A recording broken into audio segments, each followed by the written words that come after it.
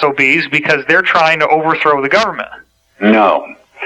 What we are doing in terms of the action that's going to be taken, and I'm not talking about us or our actions. Our actions are only a part of the plan. The plan basically is to arrest these people. No destruction, no firefights, no gunplay, or any kind of violence if possible. The idea of this is no chaos, no violence, and a legal way to do it, a lawful manner in which to conduct the operation. This has been coming since George Washington made federal districts out of our innocent group of 13 colonies. So what you have to look at is that the plan also offers protections of keeping the lights on, making sure the internet works, and that the phone does, and you can flush the toilet. You can go to work and not have to worry about it. Right. We've heard from other insiders, in fact, it was from the one you met on the phone with me, that these people since the 80s, and I mean the conspirators now, the bad guys, they have elaborate plans to blow up a whole bunch of bridges and wipe out power and wipe out sewage and wipe out water in the event that anything like this were to happen to them. And I also know, however, that there are so many moles and so many people who will not stand by and let this happen, that if they think they're going to be able to do this, they're sorely mistaken. But they may try, and there may be certain levels of disruption that will need to be prevented, as you're saying. Well, there's basically going on right now tactical positioning. And I mean right this minute. The tactical positioning is being done in such a manner that nobody's going to be the wiser.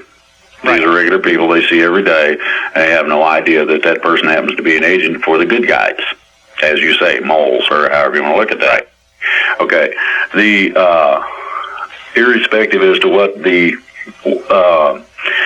fear-mongers will tell you, the bad guys have lost enough funds and lost enough support, and there are enough people that are upset with them that their powers have been curtailed tremendously. Well, look, Drake, they wouldn't have done those bailouts if they could have possibly avoided it. That was an astonishing move that really showed that they are just absolutely grasping at straws. And it's like Wile E. Coyote when he's paddling in the air and he doesn't realize he's falling yet. Exactly. To give you an example of how desperate they are, they just had a couple of executive orders from their main lackey in the White House saying that they got rights to everything. I'm well aware of that, and it's utterly astonishing. The only thing I can think of is these guys are so desperate and they're so lacking in common sense that they think that even at this late stage in the game that they can be in this poker bluff and actually get people to think that they could have the boots on the ground to enforce these ridiculous executive orders. Well, then you've got the NDAA, which didn't help. Now, basically, as you're saying, the idea is to foster fear within the freedom movement and primarily within the citizenry. Well, it's working very well. Well, I'm glad to see people stand up and start taking these things to task, at least. Yeah. That shows that there are some people out there that do have some guts. Primarily, though, you have to remember that these are last gasp efforts. The only thing they've got left is, at this point, mostly control of the press, and they're losing their grips on that, as well as this sort of shake the bush to see if the rabbit comes out. Well, and as I was saying, you have to have people to hold the guns. Well, I addressed, anybody who wants to listen to it, I addressed the troops. That's active duty, reserve, retired, and disabled. That is, again, on the website, freedomreigns.us. And the basic thing that I have heard from active duty troops is that they have two things that concern them. The first one is if they disobey orders, it doesn't matter whether it's lawful or not, that they're going to be kicked out of the military. Well, there ain't any jobs out there, and if these guys ain't got skills, they're screwed, and they realize this, so they're a little bit fearful of that. The other part is that if somebody decides to declare martial law, 90% of them, give or take, are going to go AWOL, and they're taking their equipment with them and going home. Now, 90%. Well, somewhere between 80 and 90% are saying, no, that ain't happening. We're not going to go after somebody's grandma with a combat weapon. That's stupid, okay? That's ridiculous. Well, what you have to remember is that there's a difference between lawful and unlawful orders or directives. The unlawful order or directive will tell you to go against what you know to be the truth according to the Constitution. Posse comitatus says that you are not a police force, therefore you're not to go in and extract people from houses. That ain't cool, and it's not to happen. You will receive counter orders possibly that tell you, no, forget that, and arrest that officer. That's liable to happen if somebody ordered it. So the lawful order is going to be something that is going to be an operation that can be carried out lawfully. Now, what if some of these guys, some of the things I've heard are that they're basically saying now that, the U.S. government is under the jurisdiction of the United Nations or NATO, and what if they tried to make the soldier have a NATO badge that he's operating under? Okay. Is that a lawful order? Well, okay. That gets into the issue of being in uniform. You are not allowed to carry out your service duties when you're out of uniform. You take your shirt off and leave it off and go to formation in your T-shirt, and you'll find out how that feels. The basis of this goes to the fact that you are in the United States military, and I don't care which branch it is, doesn't matter. You have to be in uniform, the stars and bars above any other service emblem, to include your insignia patch, and that includes the United Nations and NATO.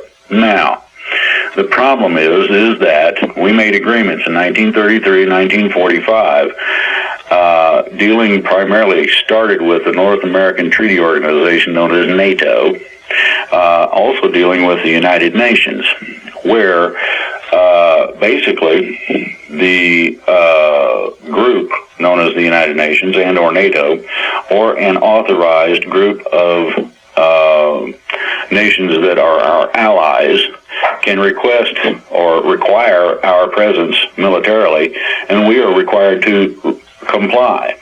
Okay. The reason for this is that our representatives could rescind this and don't have the guts to do so. Basically that and that alone. When they do so, then you come out from under it. Now, there's some other things in this process people are not aware of, and that is that our documents supersede anything past the date of the 13th Amendment. And what it does is, at the point of action, all of the executive orders and all the horse hockey and other garbage that has been perpetrated upon the people illegally after the point of the 13th Amendment, that's 1812, remember that date and think about what's going on since then. Anything that disagrees with the Constitution, first of all, is null and void of any legal or lawful impact. Further, anything that disagrees with the Constitution, basically, is to be stricken if it is a law, rule, or regulation. So, how well did I was just following orders hold up at the Nuremberg trials? It didn't. Everybody that did that got convicted. This is not considered a plausible defense, simply because you know the difference between torturing somebody and not. The field manual states that you're not to engage civilians. That means you're not supposed to step on them, etc. All of this has been covered. Now, I'm going to give you an example from Vietnam called the My Lai Massacre. Okay, there was not too much done with that, but the problem was that several people came up with that exact defense, and the court-martial said, no, that don't fly. period. Now, they lucked out, and I mean this literally, they lucked out, because a court-martial that deals with the taking of civilian life also carries the death penalty. Oh my gosh, yeah. So they were lucky they didn't get executed, and I mean all of them, because everybody that was involved is up for the death penalty under those conditions. And it's not up to me, that's military code. And I agree with that, primarily. Torturing people and that sort of thing is not necessary. You're not going to get good information anyway. Now, if you make somebody think that you might torture them, and you talk to them and say, well, do you really want me to do that? And they'll say, no. And you say, well, then tell me what you know. Okay.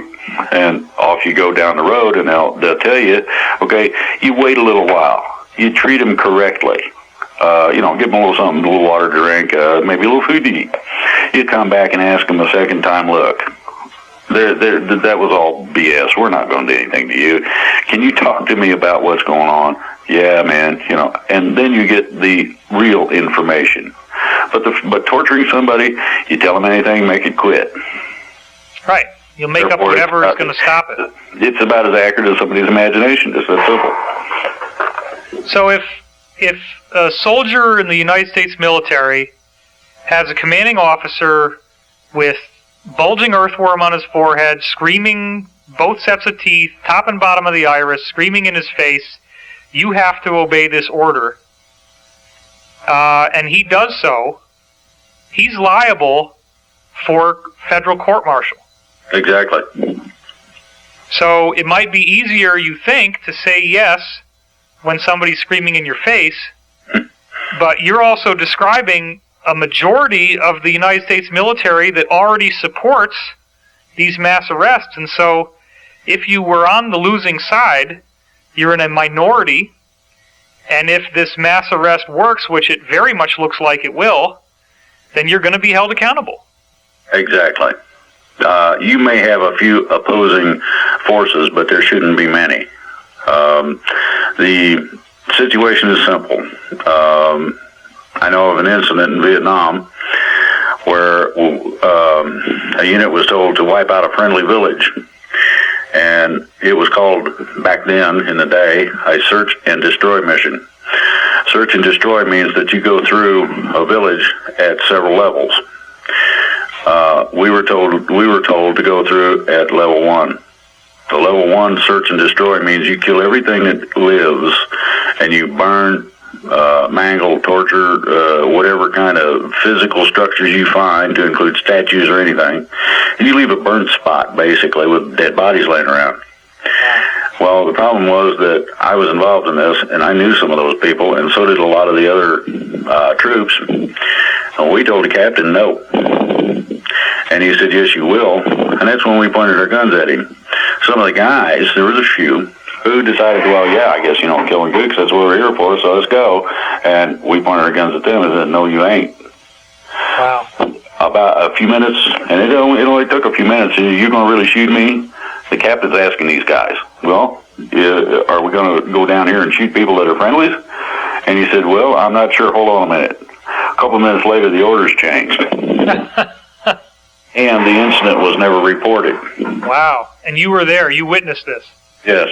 This happened a lot in a lot of cases, simply because it ain't cool to do this.